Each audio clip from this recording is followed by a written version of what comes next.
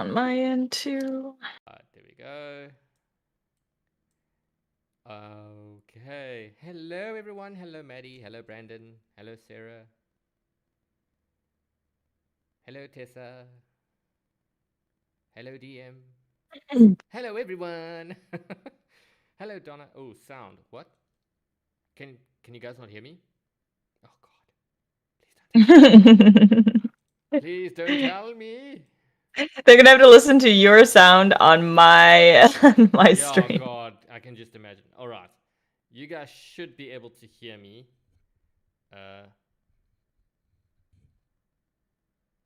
Let me know. Okay, folks. Low end on your volume. Oh no. That was from my meeting earlier on where they were saying that it was too loud. Hey, Evil Nav. I can't win.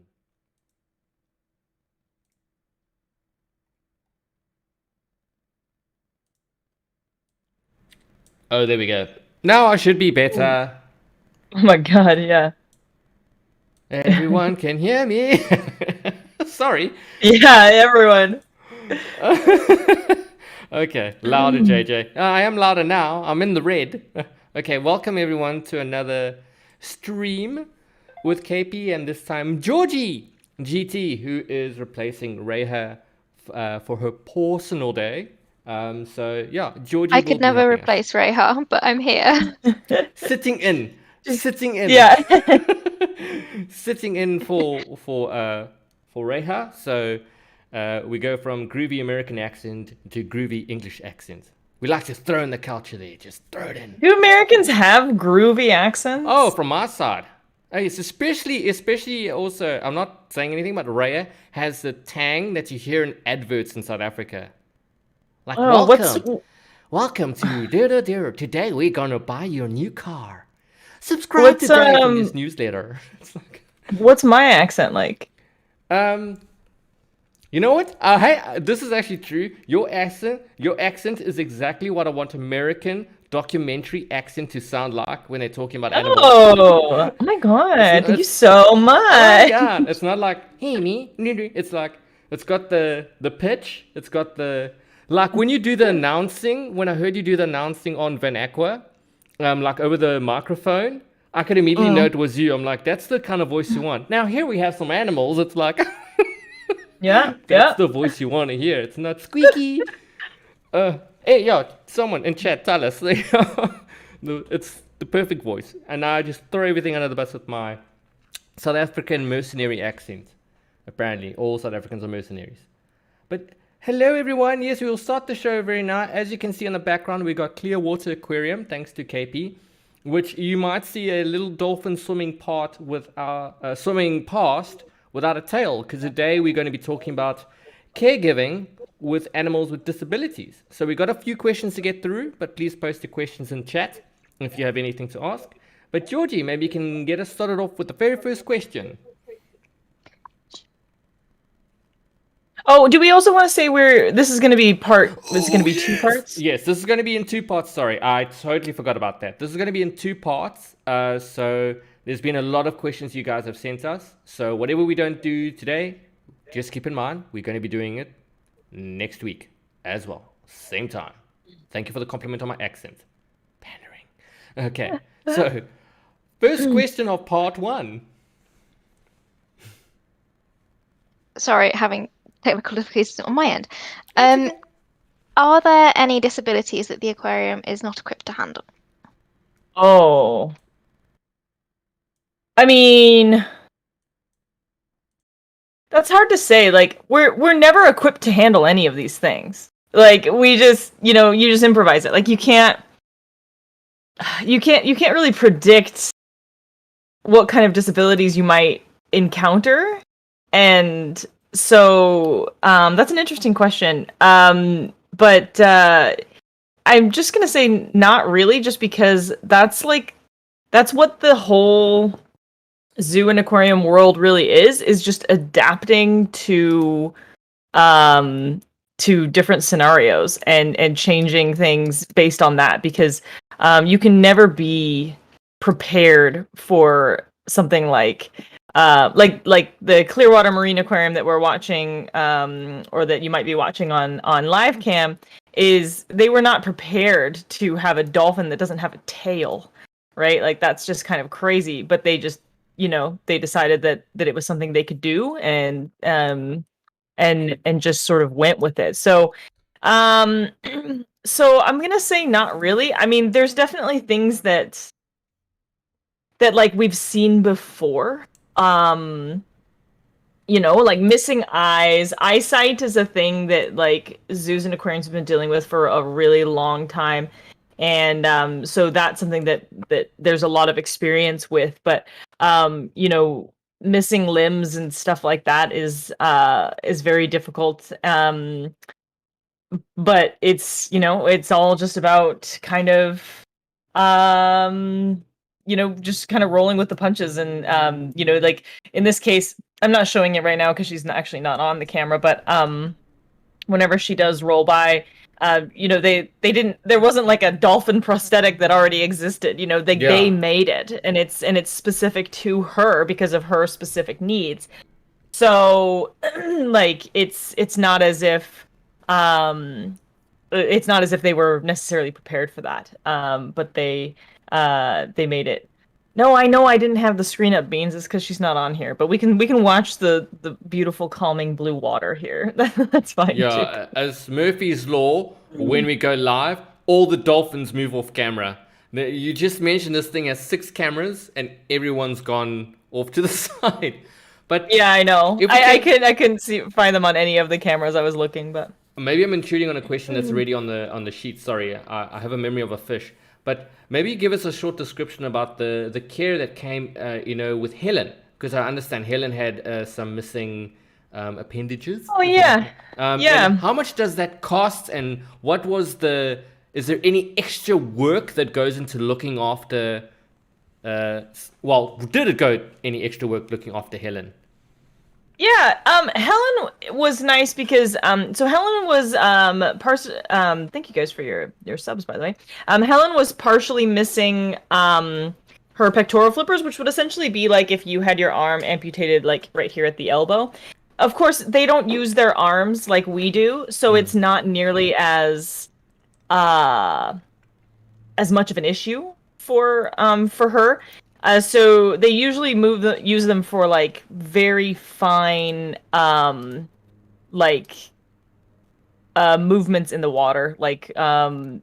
sharp movements, and turning and things like that. So it wasn't really like that too big of a deal for her. There was only like some things, which is like sliding out of the pool, where for some reason, not for some reason, just because she doesn't have the necessarily like the the flippers to balance on, where she would sometimes struggle a little bit when she was asked to slide out onto like a haul out, and it was a little off balance there. But other than that, it really didn't affect her. So we were really lucky in that way. But for other animals, it's not necessarily the case. And yeah, it does. I don't want to say that it takes more time, but it definitely is. It takes more thought, I think. Like you really have to be thinking about some of the other training that we do is just becomes so just sort of instinctual at this point, that we don't even really need to think about it, and we know how to train certain things with certain animals. But you really have to kind of put yourself in the animal's shoes and think a little bit harder when you're dealing with animals that have some sort of special needs. Yeah. And did she come to the aquarium injured, or missing, or was that something that was a result of an operation of any sort? Well, she was found entangled in a fixed fishing net off the coast of Japan. She was rescued by a Japanese aquarium, and so we didn't actually have anything to do with that. We found her years later. So there was significant damage to her pectoral flippers, and the decision was made to amputate them or partially amputate them because of the damage and the infection that she was facing. Because of those, it was the decision made to save her life. But it is from those fishing nets. So So yeah, so we didn't actually have anything to do with that, but there was a surgery involved. Yeah. Yeah. No, thank you. We go back to the joys of fishing nets. But there's Yeah. a good example, an ambassador for her species. But hope Helen enjoys her new home. But let's move on to the next question, Georgie. Hello.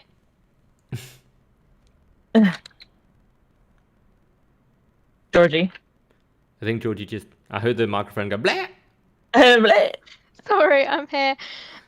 So next question is, what are some of the disabilities that you've seen in animals under the aquarium's care? So you mentioned Helen already. Yeah, we talked about Helen. Like some current ones, we have several animals with vision issues, whether from being like aged animals. Our animals some of them are getting up there in age, and then we've also got some injury-related eye issues. We've got a California sea lion, and a Pacific harbor seal that were both blinded by gunshot wounds. Oh gosh. Unfortunately, yeah. So there's that. Those are some vision issues. We have some animals that only have one eye. We have several animals that require eye drops. And in general, a lot of like age-related stuff, which is stuff that you deal with. We've got some animals that have some arthritis and some things like that are happening. But the bigger ones are definitely going to be the blinded by gunshot wounds animals for sure. I still want to know the mentality that goes to being okay to do that. Like what possible reason would you want to shoot an animal in the face? It doesn't. Yeah, I mean it's hard to say, right? You always Like hit the eye. It's always the eye. they these like people really feel like these guys are disrupting their livelihood, are taking their fish and disrupting their ability to feed their families and stuff. So it's hard to like. Yeah. I could never do it, obviously, but I try not to villainize too much until I put myself in their shoes. But yeah, it's very hard to understand for sure. There is an extreme with everything, but I always believe we weren't born with fins, so I would give up the fish to the thing that was actually designed to do that. Yeah. But yeah, as you said, but the moment you open fire on an animal, shame. That's never good. I want to ask a very quick question. I don't know if it's a disability or something related. And I'm maybe crossing the stream here in terms of content. But does Hope have any sort of condition? I notice she's not wearing the jacket the way she normally wears it, like the other penguins in the pool. No, this is okay. Sorry, my ferret is like he's out for blood, plant blood, plant blood. Hashtag plant blood. Let it train people. Yeah. So Hope. I wouldn't necessarily call it a disability, but she hasn't molted in many years. So the reason for this could be a great many things, and we're trying a lot of things. We have some like natural lights hooked up in their room that are gonna cycle at the same time that that our lights outside are cycling, and many things that we're going to be trying. But yeah, it's been a very long time since she has molted. And so that's currently the problem. And now I don't know. This is Winter right here who's on this camera, but I can't get this to zoom in. But anyway, so yeah, so that's her issue, and it's not uncommon. Penguins in zoos and aquariums actually often have this issue. So and sometimes out in the wild too. So it's not like it never happens. But essentially we're just not really sure. And so that's another example of we're really trying to improve what we're doing. So we've been looking to like, can she take melatonin? Just a variety of different things to help her out. Right now she's not really like, she seems like happy and healthy otherwise. She just looks ragged. But like it's one of those things that, for whatever reason, probably has to do with light cycles. I mean, obviously these penguins are born at the New England Aquarium, but they're African penguins. Yes. And they are, living now here on the West Coast. So like their poor bodies are just so confused. So so we're working on that, but she doesn't have any like specific disability other than the fact that she just doesn't molt, and I don't know why. She just put it on pause. Yeah. And it's the one penguin like, we're gonna use this guy as a mascot. Let's use Hope. You know what? I'm not wearing my jacket today. Or ever. I'm not gonna molt either. Yeah. So tough. Okay. Thank you for answering that. Yeah, no worries. Next question there, Georgie. Hi. So the next question is: are there any deaf animals under the aquarium's care? Deaf. That's a good question. So this reminds me actually that Helen was partially deaf. So especially she was very hard of hearing in one of her ears. So that's an example. And but as far as like fully deaf animals, I don't think we've ever had any completely deaf animals. We do have some animals that have hearing issues, but no animal that cannot hear at all. Oh yeah. Oh, we've had a ferret that was deaf before. Double's reminding me. Oh gosh. And she was blind, so that was a bit of an issue. But It's like he wasn't coming to you or anything. Shame. yeah. But yeah, deaf, that would be very, very tricky. And so you would have to develop a lot of different things that you can do. I know some places do it, and you can use like, as long as they have vision, you can use light to try to get their attention. There goes Winter with her little nubbin tail. So you can use like lights to signal to them things that that they that you'd like them to do and stuff like that. And you can use tactile signals. We use them sometimes with our vision impaired animals, but you can use that with hearing impaired animals as well. Just like touches. Like if I touch you right here on your shoulder, it means I want you to raise that flipper or whatever. So, but right now we don't have any animals that have like serious hearing issues. How hard is it to actually discover when an animal is hard of hearing? I mean, I've heard stories where people have gone years and suddenly realize, oh, so that's why Benji wasn't responding. Yeah, well, that's kind of what happened with our ferret. We adopted her from another family, and they had no idea, and we very quickly learned that she was deaf. I mean, usually you just kind of suspect that the animal's acting oddly, and then you're like, okay, well, I'm gonna try something, and like turn on the vacuum right behind them, and they don't have any sort of reaction. Then you can be pretty sure that they have some sort of hearing loss. We can also we've done hearing tests. That's how they found out about Helen. They did an actual hearing test, which involves hooking up, I always forget if it's an EKG or an ECG. I think it's an EKG when it's your brain, to measure electrical signals and test whether or not her brain is actually hearing certain frequencies and stuff like that. Yes. But EKG is the brain, because I've had one. And good news is I have a brain. They found out. Oh, good. I was so happy. Okay, next question there. Next question is, excuse me, do you ever find it easier caring and training a smaller disabled animal versus a larger animal? Oh, good question. I mean, those are kind of like two different issues, because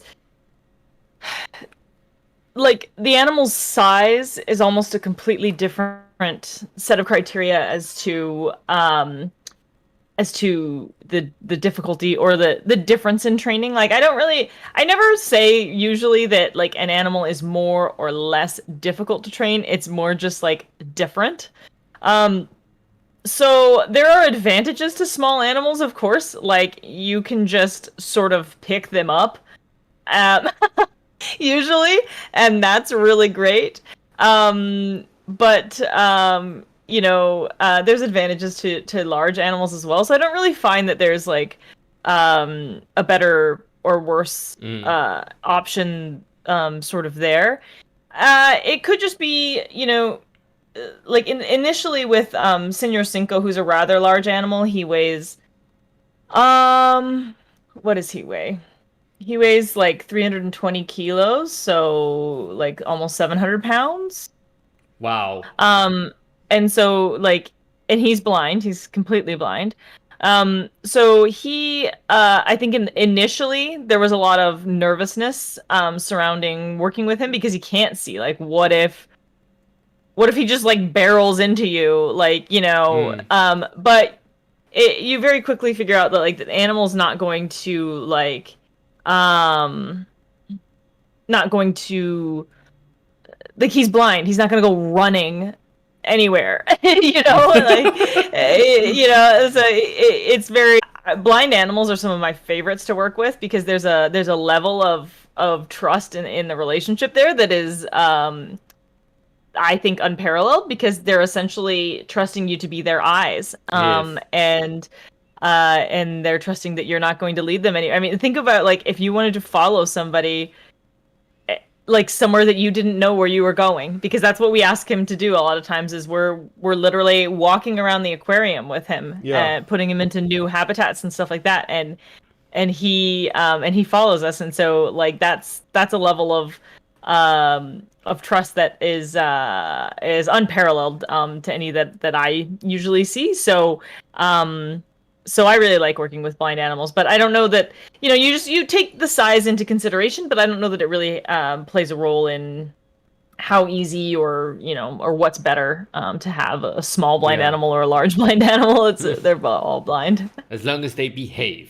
But Yeah. wow, it's so cute to know that Senior Sincar follows you around like that so easily.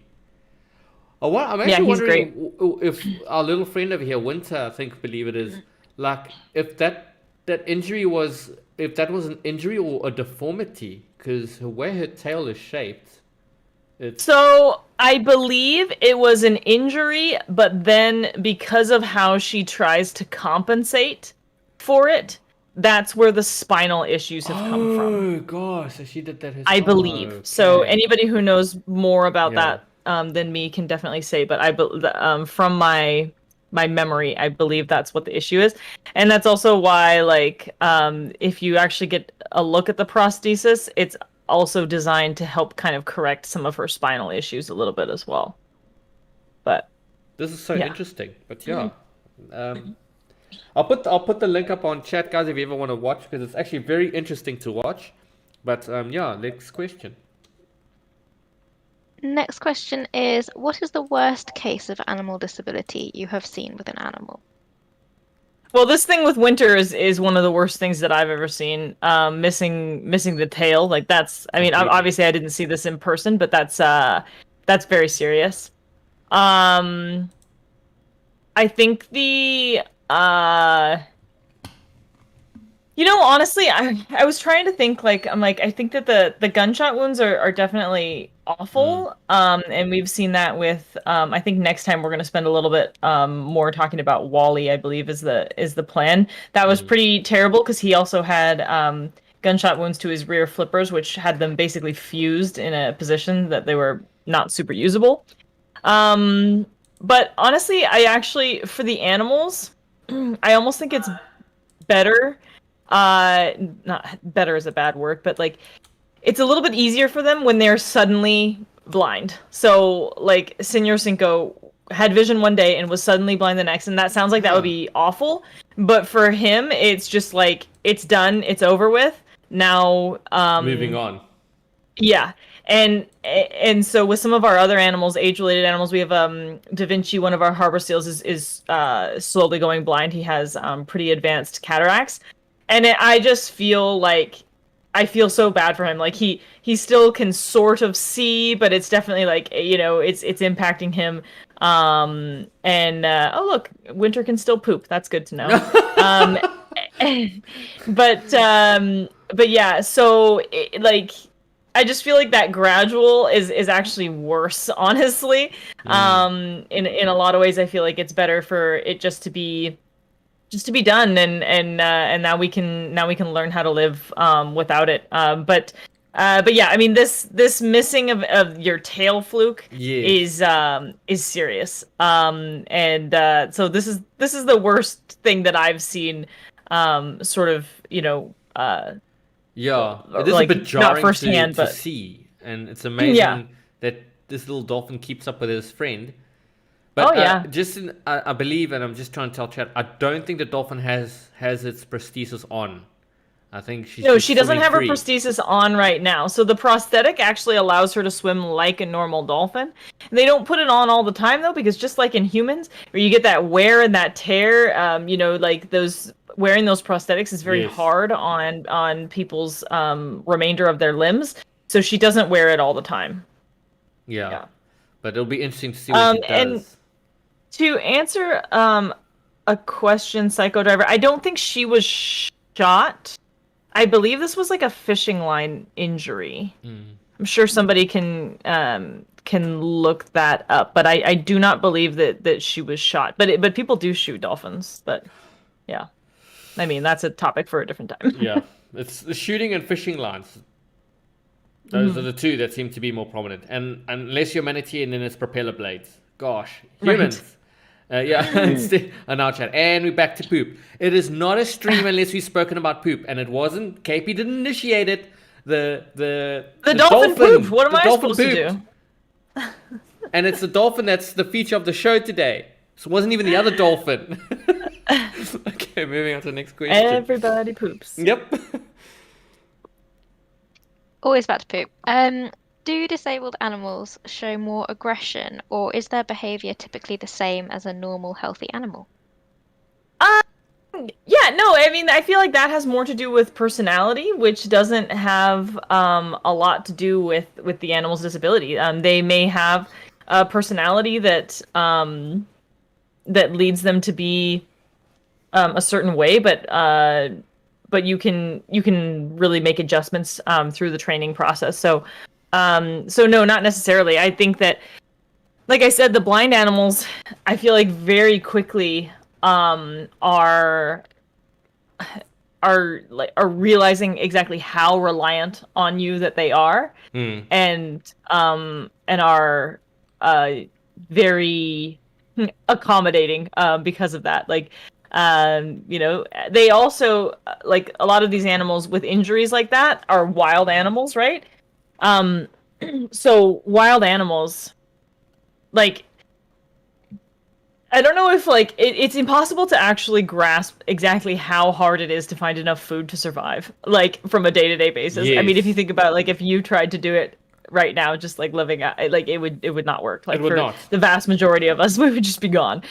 So it's very difficult for the animals. So when they come here, they're like, "Oh my God, food! I don't have to Food hunt, is yeah. food is here, and all I have to do is like be nice to this lady and follow her around. Like she doesn't even ask me to do all that much.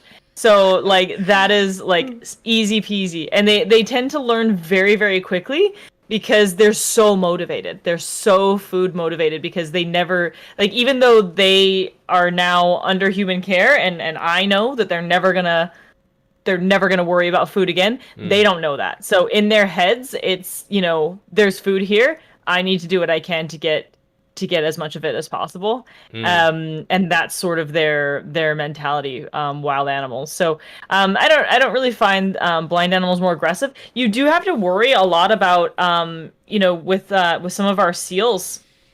Well, all of them really, but the seals in particular. Like I am really watchful of where my hand is, just because they don't like you put something next to their mouth They'll and bite. they they think it's a fish, so they're gonna go for it. Also, some of our seals can still see shadows, so they see something, they know something's there. So so you have to be really careful about that, and that's not at all their fault, but but yeah, it's definitely a concern when working with them, is that you can accidentally get bit. And even with Senor Cinco, like if he if if something startles him, there's still a possibility that he's He'll gonna react, just bite yeah. the first thing that he can find, which could very well be me. So, but this is true with all of the animals and everything that you work for, you or work with. We're always very cautious Yeah. about them because they are wild animals and they are dangerous. But And to be perfectly honest, no matter who you are, when you get a fright, we want to punch the person who gave us a fright. We're not wild animals, so I can imagine an animal doing that. But yeah, just to give a little insight into that, with our recent civil unrest, the one thing that became a shortage overnight was food. And trust me, KP's right. It's amazing how many people no longer knew what to do, standing in queues for hours. Like, where do I get food? Like, we have trees, we had bananas growing outside. It's like all of a sudden that was the biggest threat. Not anything Yeah. else, not the violence, the food. So I think, yeah, we take that for granted, hey? We take for granted how definitely. hard it is and how well equipped an animal is to find it. And by the way, I didn't hear a thing you said at first when you were holding up the big chunky ferret fisher. He's so chunky. He's like, I I'm know, I getting fed. know. I'll do anything. yeah, he's nuts. We're Okay. working on it. He's so cute. But yes, thank you for that and that answer. I almost said JT. What the? Georgie GT. I mean, how do the how do the trainers gain trust from the disabled or injured animals? And you've sort of covered that just now. Boo. Yeah, I mean, I think like that association with food is huge, and that's a huge part. A lot of trainers will like shy away from saying that like food is why the animals work with us, but it is, and just because they they want food, and then we become associated with something that is constantly providing them with life and with nourishment Yes. and like all good things, and that's how we gain a positive sort of force in their lives. But yeah, I mean, especially with those wild animals, food, like all day long food. And then the fact that you're never like you're never I'm never like walking Senor Cinco and then I just walk him like straight into a hole where he like it never happens. So like only ever good things happen. So because of like you build up this history of like he's like, why would I think something is bad's gonna happen? Nothing bad has ever happened. So it just doesn't. So so there's that too. But yeah, it's definitely the food. I just imagine Senior Sinker, like you turn around and he's gone. Yeah, it just fell into like a trap door or something. It never happens. So I mean, funny enough, Joey and Taz bump into walls more than seems Senior Cinco ever bumps into anything. Gosh, that walking into holes. Gosh, I'm sorry, my imagination just runs wild, and I think that's an hilarious vision. Shame, but Senior Cinco. Next question. Next question is: can marine mammals become disabled from aging? Oh, yeah. So we talked a little bit about this, or I kind of like typed a little bit into chat, but yeah. So out in the ocean, a marine mammal is very, very unlikely to live long enough to experience old age issues, which would be like vision issues, arthritis, cancer. Cancer is a disease typically for the aged. And it's something that we see all the time under human care because the animals are living longer than they ever would have. Especially when you consider if you're out in the ocean and your vision starts to go, well then your time is up. Yeah. Right? So you would never see an example of that in the wild because that animal wouldn't survive.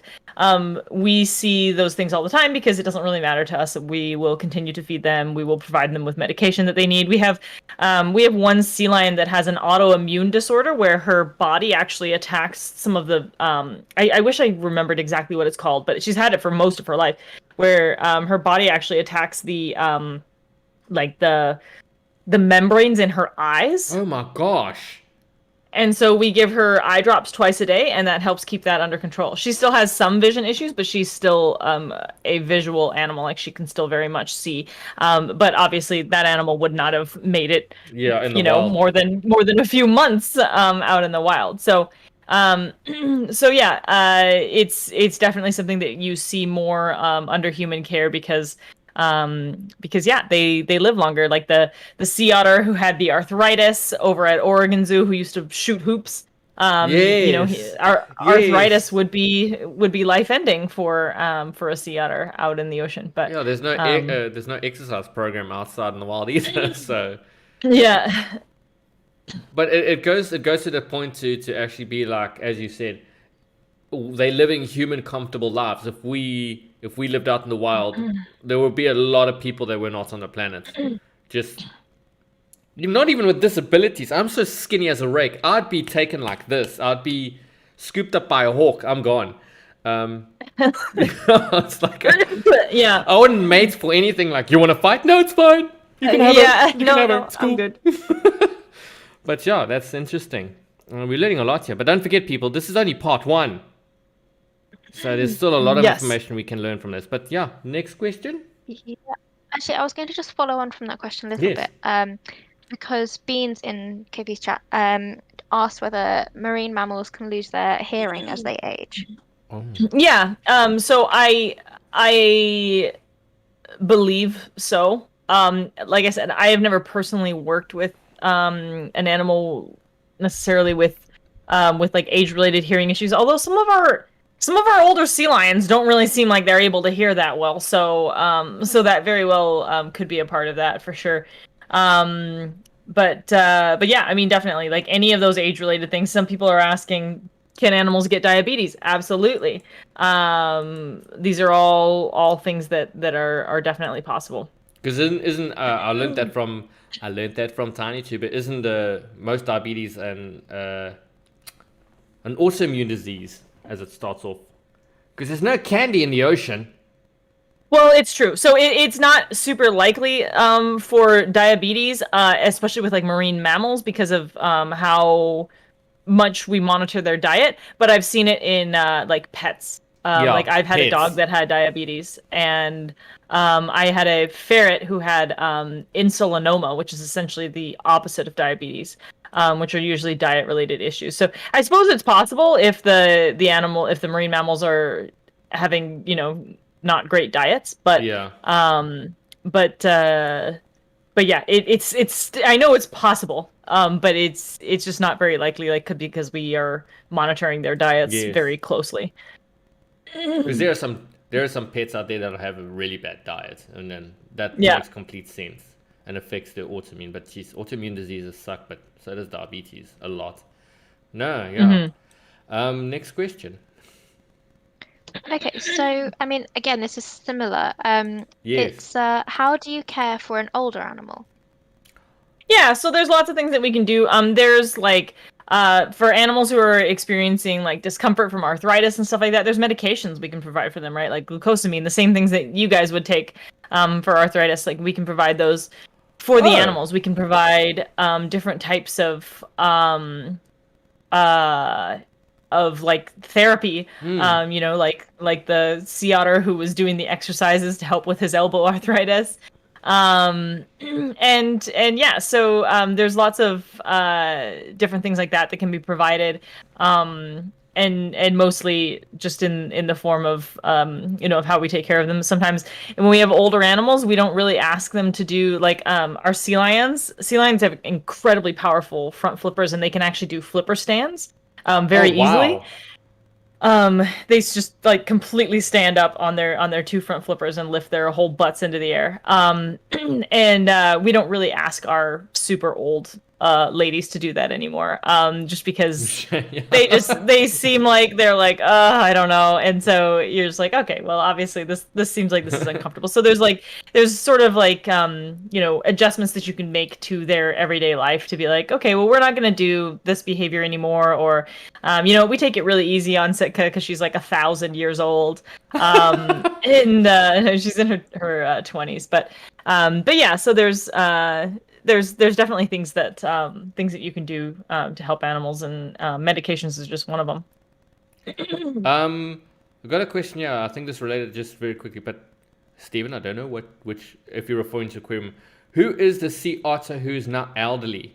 Wouldn't that be Katma? Katma is probably, She's I would say she's a middle-aged. She's in her 50s. A middle-aged sea otter. But yeah, we've had Wally in the past too. Yes. Again, I think that there are some Wally questions, and those are going to be addressed, I think, mostly when we do this next week. Yeah. Because we have too many questions. But he was a very old gentleman sea otter who needed a lot of extra special attention. Yes, and don't forget about Rosa, people. She's 21 this year. Oh my gosh. Very old otter. I've looked after 15 otters. It's like, jeez. Yeah, so you mean oldest. But yeah, that's also valuable information, because this sort of information also echoes into our old pets, of how we must look after our older pets. And still, I hate to say this, but I see a lot of people still play with their pets as if they're young. And it's like, I think at some point your pets need to retire as well. Keep exercise going. But there's a point where it's like, yeah, I don't want to stand on my front flippers anymore. I don't want to fetch. It's right. Definitely a conversation, but yeah. Next question there. Next question is, when a disabled animal is on exhibit, is there information provided about the animal's disability? It should be. I don't get to make any of those decisions about signage and stuff like that, but yes, typically that type of stuff is provided, and we have usually, I don't know what we're gonna have when we reopen, but we have like signs that'll even show like the x-rays from Cinco and Jessica Seal, and you can actually see the pellets like in their head, and those are left there. I don't know if this is like, it's not really relevant information, but you leave those in there because you would do far more damage trying to remove them than you do just leaving them there. But yeah, so you should definitely provide that information. And anytime that I'm like working with the animals and introducing them to people, I definitely make a point to tell people about what's going on. Yeah. And I think that there's no downside to telling people like, here's us taking care of this blind animal that's been put in this situation because of human beings, and education. So yeah, definitely.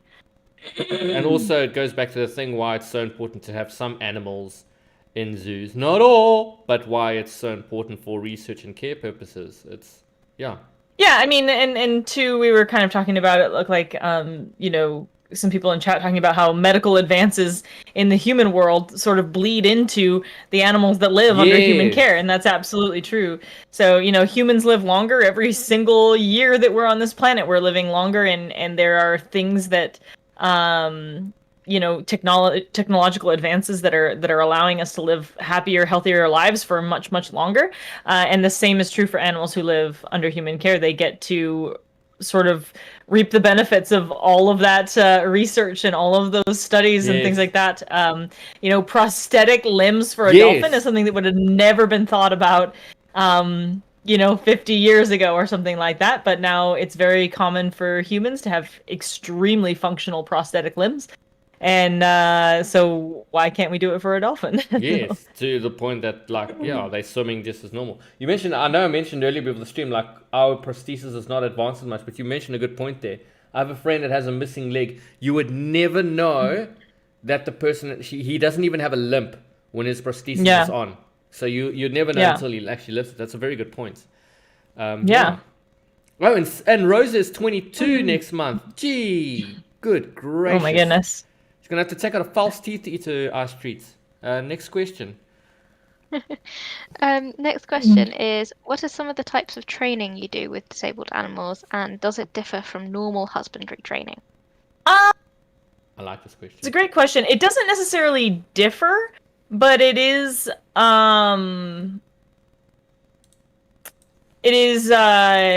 different in the way that you that you sort of train it. So yeah, husbandry is going to be our very first sort of priority with any of the animals, and blood samples is a really is a really key one. And honestly, with some of the stuff, I find like it's so much easier. Voluntary injections as well. We vaccinate all of our animals, so getting them very quickly comfortable with voluntary injections is really, really important. And honestly, like our our blind animals, I feel like do so much better than our sighted animals with this, because like they literally, we ask them to do a variety of things on a daily basis, and so and they're coming from the wild where life was extremely difficult for them. So if all I want Cinco to do is lie still like a fat potato on the ground and just sit there for half a second while somebody pinches his butt, he's like, sure, no problem, lady. And he can't even really tell. A lot of times our sighted animals very quickly figure out that they know the vet staff, and they know when the vet staff is around, not super fun things are happening. So they get this very bad sort of, the vet staff get like a really bad rap, but Cinco and Jessica, they can't see them, so Oh no! so it That's a doesn't surprise really matter effect. to them. I mean, I'm sure on some level they know that somebody is there, Yes. but they don't really seem to care.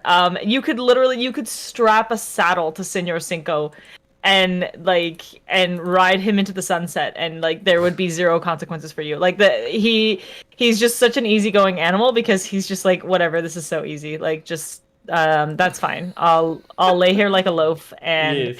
and get my fish foods. Um so yeah, so we do a lot of those things. There's one thing I think it is difficult to train, and we trained with Senor Cinco, is an open mouth present. Like, all of our animals have the ability to open their mouths so I can take a look at their teeth. But like I said too earlier, anything that you're putting near their mouth, they automatically assume is food. So that was a tricky one to get with Senor Cinco, to get him to understand that, okay, but when I say open, that means don't bite me. I'm coming in for a look, Yes. at your teeth. So yeah, but in a lot of ways, I feel like they're better than some of our other animals, because again, like they're so motivated, It's like- and yeah, that you build up the chill. relationship with them so quickly. But yeah, I mean, they're just like little teddy bears. They're some of my favorite animals to work with. And again, that doesn't mean that every single one of them would be that way. Yeah. But yeah, so you definitely focus on husbandry. There's some things like that I just don't like. For those animals, we do a lot of training to stimulate the minds of our animals, and to make sure that that things are constantly changing and constantly different. Yeah. And there comes a point with blind animals, though, that I feel like you ride a very fine line between enrichment and just confusion. So for instance, like, a lot of our animals move to different habitats and do it on a very regular basis.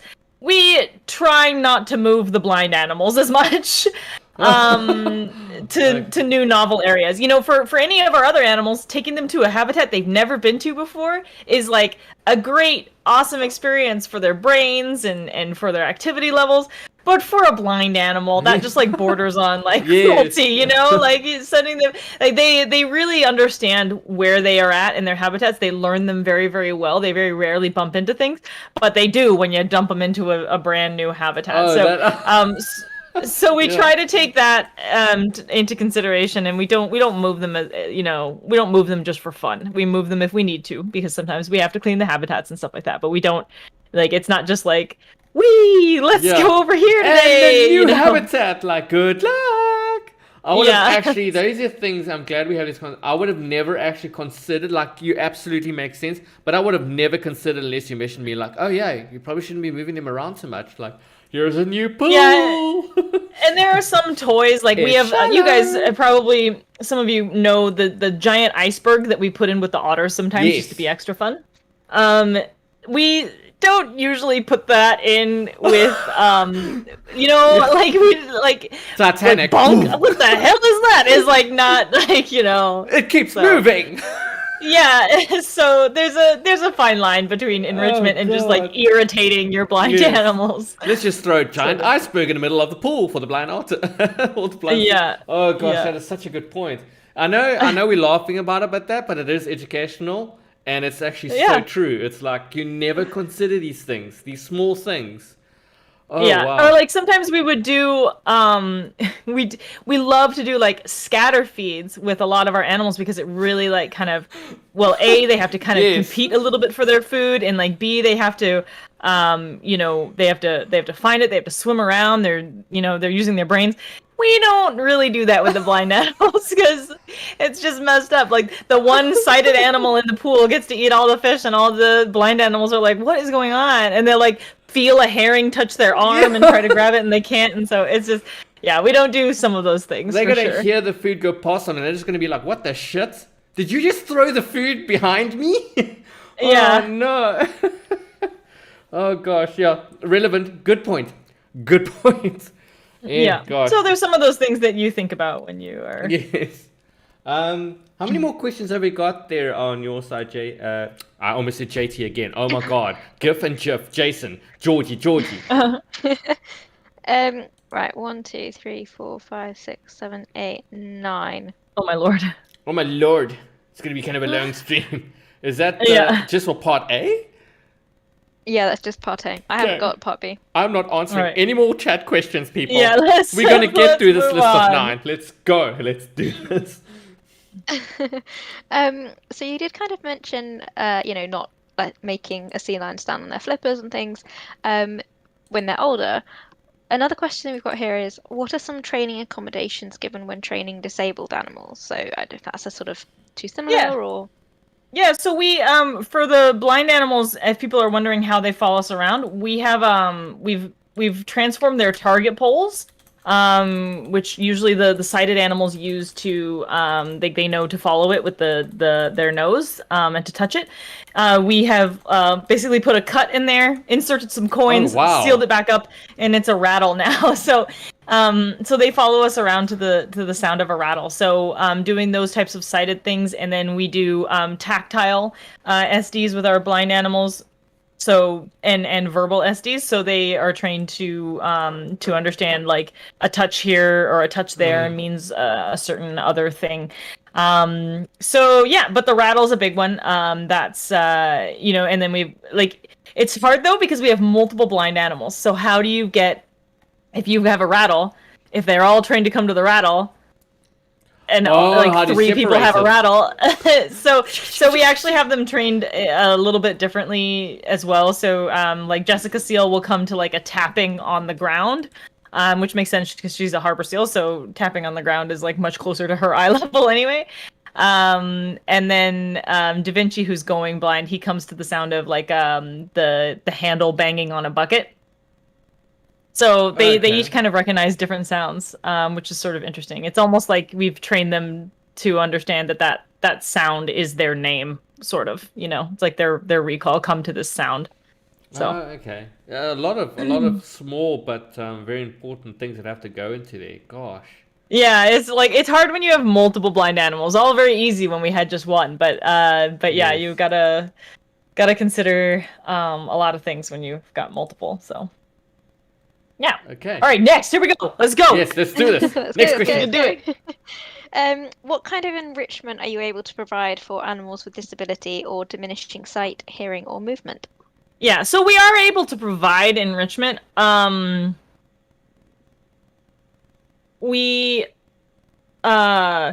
like, especially with the sighted animals, like the animals that have limited mobility is not that big a deal because they can just choose to interact in whatever way they want with an item. But it's the matter of like when you insert an item that the animal is like unable to get away from because they're blind, that it's a little bit of a more of a problem. But so we some toys are fine. You know, a little toy here and there is not that big a deal. It's just those giant ones that, like, you know, if you run headlong into, it's like actually could smart your nose a little bit. So that we try to Yeah. avoid. But making sure too, like, that the item is in one place. So like for Jessica Steele, she loves to play with toys, and we usually hang them in the same place in the habitat, and that way she knows where to go to if she wants to have interaction with that item. She doesn't have to go looking for it in a pool where she may never find it. So those kind of things, you know, just to take into consideration, like instead of having free floating items, have them be in a specific area. So it's not even necessarily that they can't have the same items. It's just that you just would, you know, just provide them in maybe just a slightly different, more accommodating sort of way. Cinco doesn't want anything to do with toys, so we don't have to worry too much about that. He's all about the food and the naps, and so yeah, one thing that we will do for him, he really has a preferred sleeping place in the habitat. And if he's there with the other stellar sea lions, because he can live with a variety of animals, and he holds his own with our stellar sea lions, we'll usually end his session slightly before the girls, so that he has time to make it to his napping spot before the girls take it from him. Because he gets very upset if he doesn't get his napping spot. So yeah, so there's just different things, you know, and you do your best to make sure that they're, you know, they're enjoying life as much as possible. Yes. That's so cute though. It's like, I want my spot, and I don't want toys. Yeah. But move on. Next question. Let's Next question. Are the disabled animals easier startled or more easily startled? Yeah, I would say so. Yes, especially our harbor seals, who are like Senor Cinco. He still knows that he's huge and that he can take on anybody. A lot of our female stellars have pretty significant bite marks from him, because they learn very quickly if you mess with him. He's not going to. He has zero mercy for you. But the harbor seals are a skittish animal anyway, so the fact that they can't see does make them a little bit more skittish. So you do spend some time like building up that relationship, and you know, and just making sure that that they know that they're safe with you. And sometimes that's even like sometimes you have to not coddle them as well. Like, the more that something startles them, but that nothing actually happens, you know, like that, like a noise is like, oh, that was scary, but nothing bad ever happened, and then I just got like a bunch of food. Like, the more that happens, the less likely they are to react to that. So there's a fine line between like making sure your animal is comfortable and feels safe, but also not just like pandering to everything, because they do need to understand that, like, even like Senor Cinco is so loud and like, yeah, all the time, but like that doesn't mean that anything's going to happen to you. He's just loud. He's just making noises. So the seals need to understand that and get over that like nothing bad's going to happen to them just because he's like so yeah, hopefully that kind of answers. I like the sound effect just to add it to the story. Right, next question. Next one is, how are blind animals able to navigate while swimming through the water? Oh, wow. Yeah, no, it's a good question. So they definitely do bump into things at the very beginning. So I imagine it would be like if you had like a room in your house and you are blindfolded, like how long would it really take you to pretty well learn that room? Like, I'm guessing by the end of the day, you would barely be bumping into things at all. So they do have other senses as well. They do have long whiskers, and you know, the ability to feel. Like, I feel like sometimes too, like the water currents are different. So I feel like they can kind of, you know, you can feel where the water is and get a feel for like, okay, when I hit this jet, that means that I'm kind of closer to this wall. So I'll, you know, make some small adjustments like that. But they very rarely bump into things anymore because they've got it figured out. So it doesn't take them too long to really adjust to that. I mean, and animals are like so capable of adjusting to life like this, guys. Like it's the same as like when you like we often think of like a dog or a cat. Like a lot of people get very concerned like if they have to amputate the limb of one of your animals, and there is, you know, obviously that's a really hard thing to go through, but honestly the animal thinks it's way less hard than you do. Like the animals don't, they are so capable of just compensating for these things. They don't think of themselves as being disabled. They just live, right? Like they don't think back to a time when they had vision,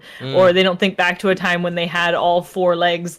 Like they're just going for it. They're just giving her. So so that's like important to remember too. But yeah, like they we also Jessica Seal and Da Vinci. So we have one harbor seal who can see, who has great vision, and then the other two.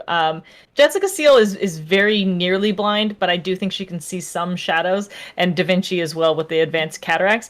They essentially just like hold on to Hermes and like swim with each other. So they like use Hermes almost as like a seeing eye seal. That's so which cute. is so cute. Yeah, it's really adorable.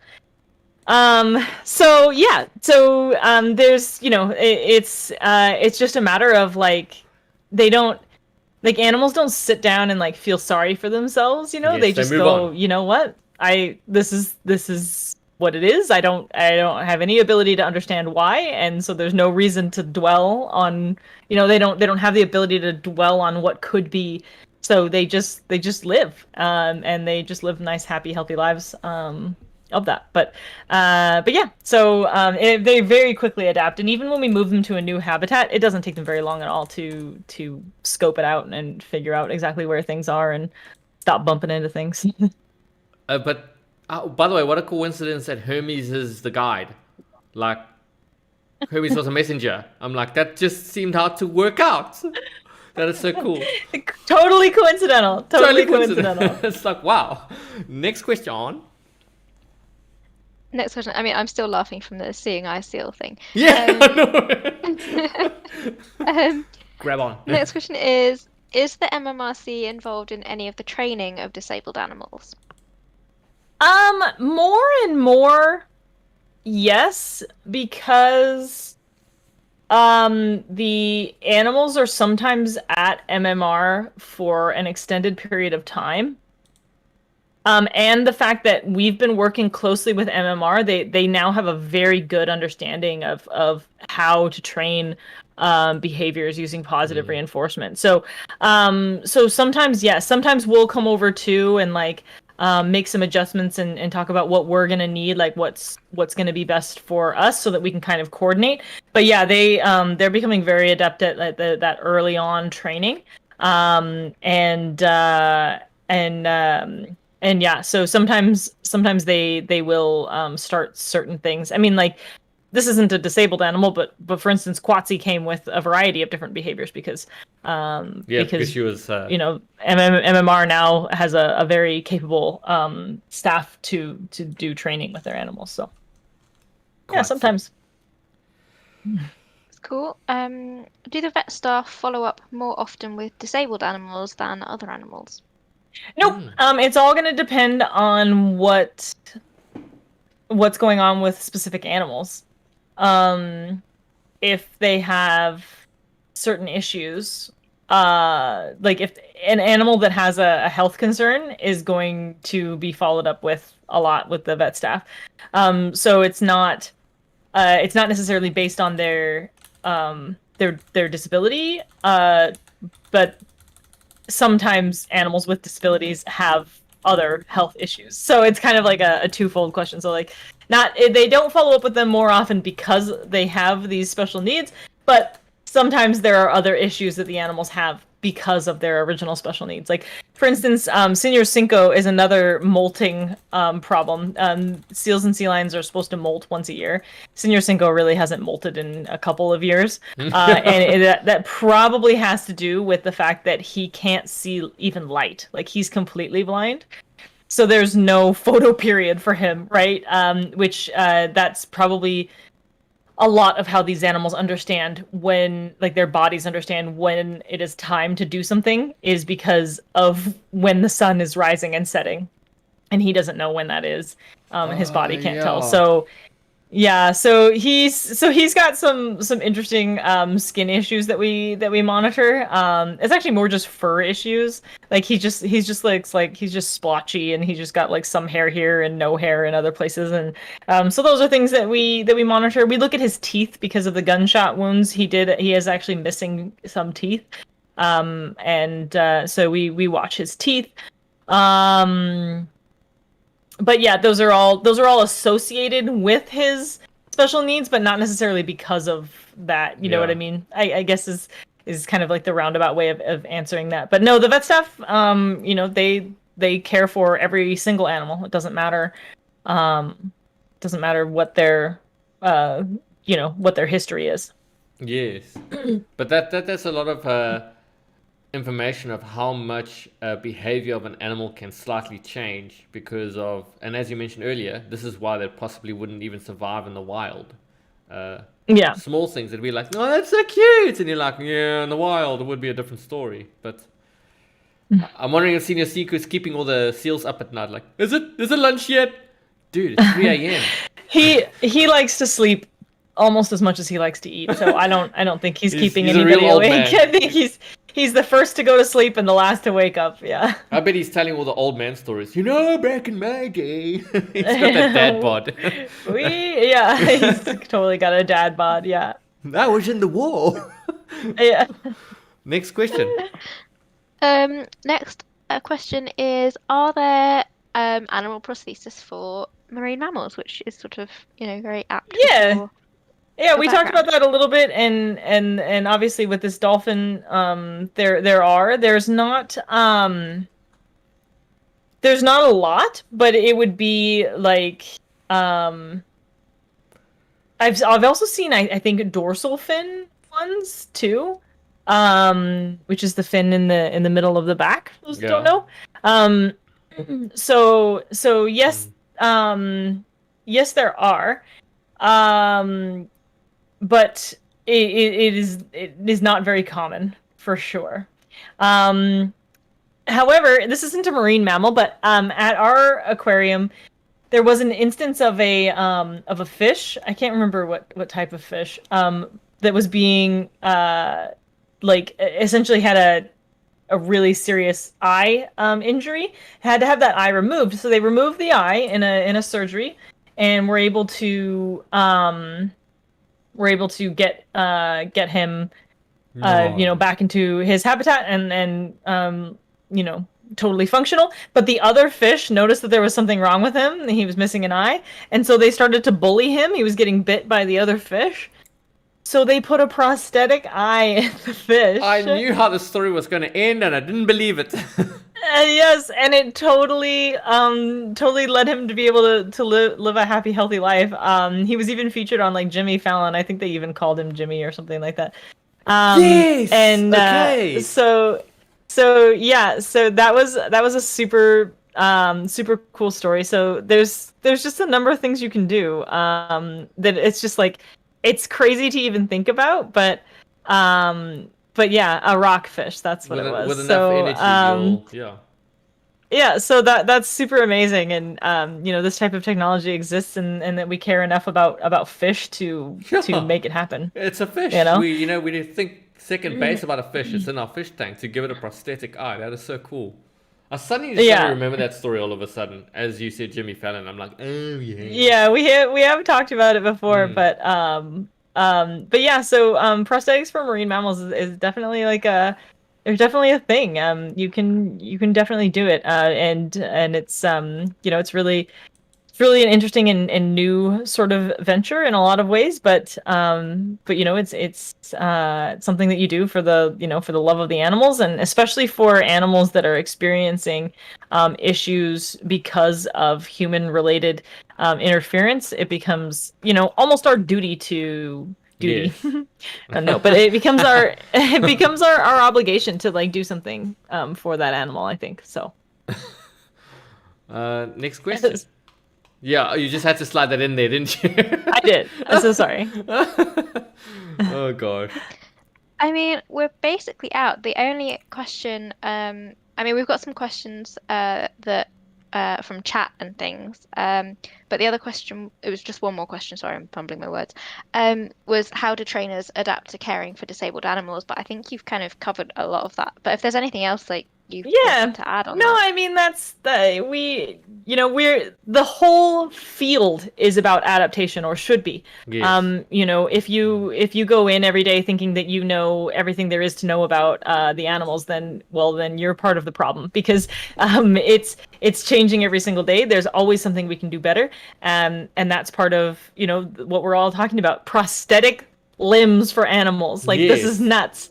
But it's like, and like we said too, 50 years ago, you would have just euthanized all of those animals, and not even really batted an eye, because there would have been nothing that you can do. And now these animals are living, happy, healthy lives, because we can, we can Yes. adapt and we can take care of them, and always improve. So yeah, I mean, not really. I feel like just being open-minded, and being malleable That word, in yeah. this in this field is so important, because it's just a field that's ever changing, and that's part of what I love about it. And there's always something new to learn, and always a better way to do something. So yeah, I mean, I certainly don't know everything there is to know about taking care of animals with special needs, but that's part of the fun, that nobody really does. Yeah, I guess that's what you're saying. It's an ever learning field, and Yeah. again, it goes back to that story about how animals in captivity somewhat serve a purpose when it comes to research and that. And I mean, imagine how many. Yeah, look at all the advancements. I'm gonna post a link, guys, and I'm sorry we're getting close to the end, but I'm gonna post a link on my chat as well, just to show an article that Reha found for us about so many different animals that have prosthetics that you will not believe. And someone mentioned the Yeah, parrots well, with a fake wing and beak. Yeah, this is prosthetics yeah. for animals. It's like unbelievable stuff. Yeah. I think we're gonna watch some of these videos when we Yeah, I'm gonna pop wrap over up here to on the there. AMA. But So yeah, guys, if you want to just carry on watching some videos for KP, because they were too big to feature on my side either way. So jump on to KP's chat when you leave here.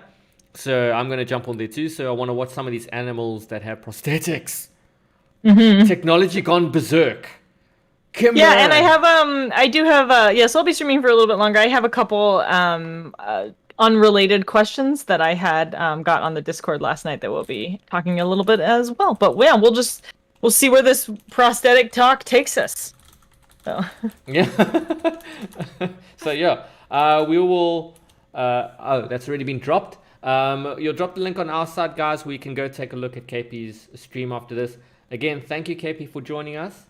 Georgie, for sitting in for Reha. I really yeah, thanks so appreciate much, the time. Georgie. You're very welcome. I'm definitely not Reha.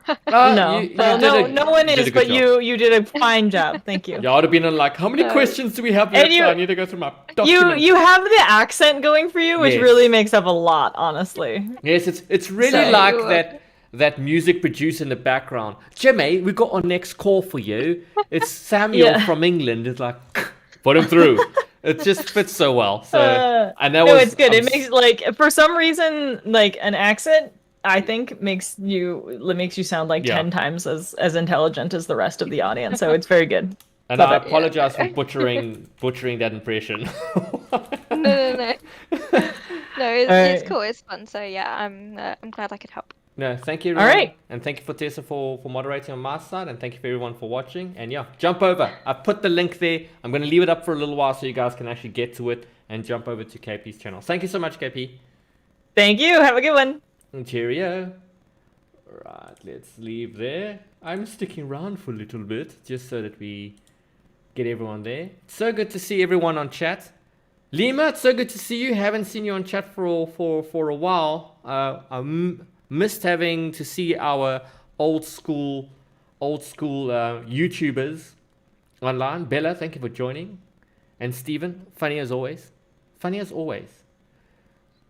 And BC, I like BC just jumps in very quickly on Twitch side. Like, oh, you're going to be in trouble because I didn't hydrate. But yeah, and thank you, Bella, for joining in. Oh, you see, we had a good stream. So yeah, Next week we'll be doing the same thing. It's been a very different week, guys, and there's a lot of stuff that I'm trying to sort out. I have not forgotten about our little Nitro campaign that we're going to be running. So if you're on the Discord channel, one of you is going to be a lucky recipient of a month's subscription for Nitro. It's just our way to say thank you. It's not going to be a complicated thing that you have to submit art or anything like that. We'll make the competition easy, but we want to do something that's engaging for all of you so that you have something to do over and above what we do. I really thank you for joining us on YouTube. And yeah, guys, if you're on YouTube and you haven't subscribed yet, just hit that button, get that notification. I know I'm punting the channel, but don't miss the Taz Talks and join us on Discord. I love seeing all these familiar names. But yeah, guys, you've seen the link enough, so please jump on over to the Twitch. Thank you, Tessa, again for dropping all the links. Jump over to Twitch now. We're gonna do a raid from Twitch side. Let's do a raid. And so those of you that are watching on Twitch, y'all don't have to go anywhere because I'm just gonna send you there. My gosh, interesting stuff, hey? I'm like, by the way, this had the most questions. This had the most questions. So let's go there. No, we're rating the wrong channel. Oh my god, I don't want to rate that channel. I want to rate this channel. There we go. Gonna send all our 10 viewers. All our 2 viewers are on Twitch. Everyone's on YouTube. Thanks, everyone. But no, thank you so much, guys. We'll catch you next time. And tomorrow there'll be a stream on Cat server. If you're on our Discord, a little bit of an art thing. And then on Wednesday, Freaky is going to be streaming an art stream. I know we normally do Stardew, but Freaky most likely is going to fill in. We are still going to confirm. So if you want to see art from Freaky, please go and join us tomorrow on Discord. I'm going to try broadcast it on Wednesday. I'm going to also try broadcast it online so you guys can watch it online if you're not on Discord. I will try to do it, figuring out how to do that with another person's stream. But I hope to see you there. Thank you again, everyone. Again, thank you, Tessa. And thank you for everyone for joining. We'll catch you next time. Go have fun. Go have fun. Go have fun.